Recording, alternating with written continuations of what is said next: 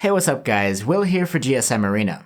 By now, Asus's Zenphones are known as those phones with a flip camera, but this year they're coming out with both a flip model called the Zenfone 8 Flip and the Zenfone 8 with a normal camera.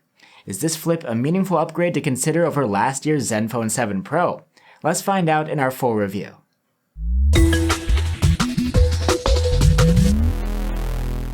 The Zenfone 8 Flip looks quite similar to last year's Zenfone 7 Pro. It's made from glass with an aluminum frame, and the most distinctive feature is the camera module that can flip to the front for selfies. The phone feels overall quite solid and premium, though unlike the compact Zenfone 8, the Flip is rather bulky and heavy in the hand. The glass back is curved and is a bit of a fingerprint magnet, but you won't find a fingerprint reader on the body this time around. It sits under the display.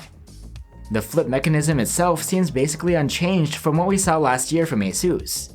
It moves with a satisfying sound effect, and besides traditional selfies, the cameras can be set to different angles, which can allow for some extra creativity in your shots. Of course, having moving parts also does bring some extra risk of breakage, but Asus promises great durability, and the feedback from the past models has been pretty reassuring. The Zenfone 8 Flip's display is the same 6.67-inch 1080p OLED panel we saw on last year's Zenfone 7 Pro, protected by Gorilla Glass 6. It's got a fast 90Hz refresh rate and a responsive 200Hz touch sampling rate. But keep in mind that these specs haven't changed from last year, and they're not as impressive as the 120Hz refresh or 240Hz touch sampling rate you get on the regular Zenfone 8. The panel looks great though. It's crisp, with deep blacks, and it's nice to have a screen without an unsightly bezel or notch. The color accuracy is excellent on the standard color preset, and max brightness is quite good, at around 520 nits with the slider, and it boosts up to 730 nits in auto mode when out in bright sun. For audio, there is a pair of stereo speakers, one at the bottom and the other near the top that doubles as the earpiece. What's interesting is that its driver is inside the flip mechanism itself, and the sound comes out through a little slit. The speaker setup scored a good mark in our loudness test, and on top of that, they're enhanced by Dirac technology to create the perception of bass through psychoacoustics. Plus, the frequency response can adjust in real time to minimize distortion.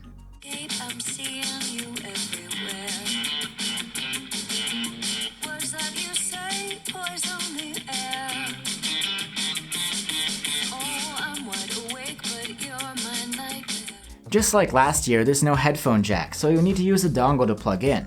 What's unusual though is that Asus has managed to fit a jack on the much smaller Zenfone 8.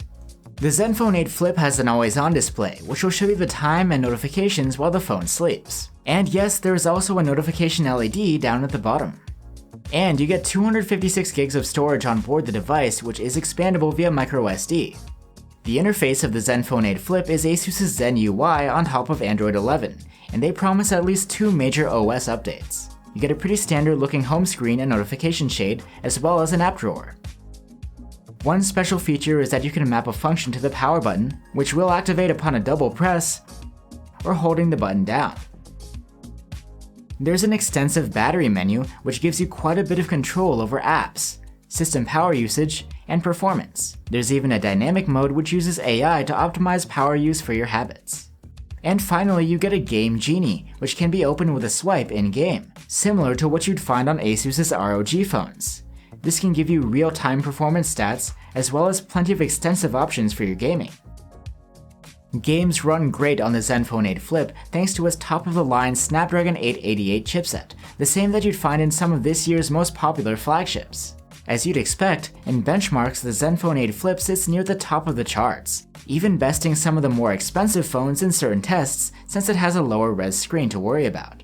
On top of that, Asus boasts something called OptiFlex. It's an AI-driven memory management system, which speeds up apps you're most likely to use and shuts down unnecessary ones in the background. The Zenfone 8 Flip has a large 5000 mAh battery just like last year's Zenfone 7 Pro, and battery life is quite comparable here. The 8 Flip scored an endurance rating of 98 hours in our proprietary tests. It's alright, but not great considering the size of the power pack. Charging speed is decent, but I wouldn't call it fast. In half an hour, the bundled 30-watt charger was able to take a dead battery to 53% charge.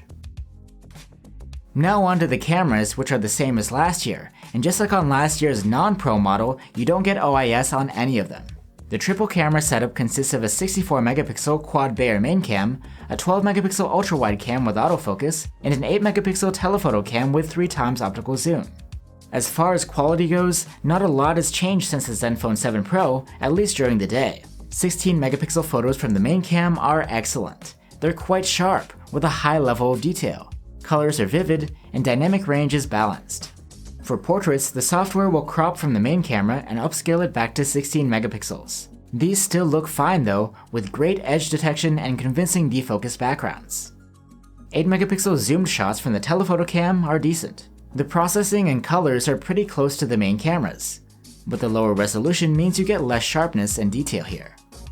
12-megapixel shots from the ultra-wide are okay. You get good color reproduction and dynamic range, and the distortion correction is well done. However, there's more to be desired as far as detail and sharpness go. Since the ultra-wide cam has autofocus, you can use it to take close-up shots too. However, there's no dedicated macro mode here. One of the major reasons to get a phone with a flip mechanism is that you can use the rear cameras with all their bells and whistles for selfies.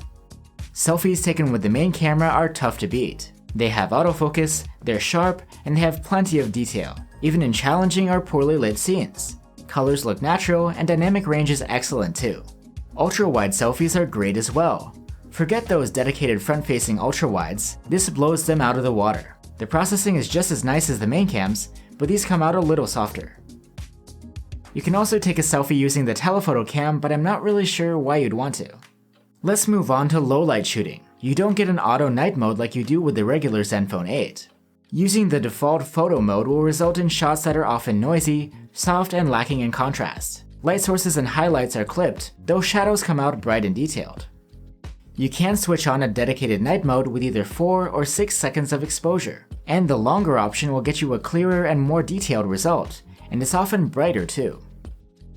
But with either exposure option, compared to auto mode, you'll have a considerable improvement in the detail, sharpness, contrast, noise levels, and dynamic range. If you zoom at night, the phone will try to use its telephoto camera rather than a crop from the main cam. The results aren't stellar, sharpness and detail are lacking, and these are quite grainy too. The ultra-wide cam doesn't do well in low-light conditions. These images are noisy and soft, sometimes even appearing blurry. Turning on night mode saves the situation, adding sharpness and extra detail and restoring the highlights. Since you can use these cameras for selfies as well, here are some examples of night mode selfies from the main cam. There is some softness, but the subject's face is well exposed, and you even get some fine detail. The ultra-wide struggles in these sorts of situations, but is still fairly usable. The Zenfone 8 Flip can record video in up to 8K resolution, and it supports stabilization too. 8K video is nice with low noise, great contrast, and vivid colors. The 4K video is really sharp, and it's hard to tell the difference in fine detail from the 8K footage. 4K video from the ultra-wide camera is really nice too. It's in line with the main cams in terms of processing, and it's plenty sharp. Asus markets the Zenfone 8 Flip as a vlogging device, and it's hard to deny that. 4K selfie videos are crisp and colorful and well stabilized too. So that's the Zenfone 8 Flip. You get a premium design featuring that nifty flip module that enables both an unbroken front AMOLED display and awesome selfies taken with the rear cameras. The rest of the camera experience is quite nice too. Plus you get a flagship chipset, high quality stereo speakers, and dependable battery life. What I don't like is that this year's new features were reserved for the regular Zenfone 8, whereas the 8 Flip brings basically the same features as last year's Zenfone 7 Pro, the only major upgrade being the new chipset. Don't get me wrong, the Zenfone 8 Flip is a great phone that's worth recommending, but if you're a selfie or vlogging enthusiast, the Zenfone 7 Pro is equally well equipped, and it even has OIS. The choice is yours. Asus doesn't mind. Thanks for watching guys, stay safe and see you on the next one.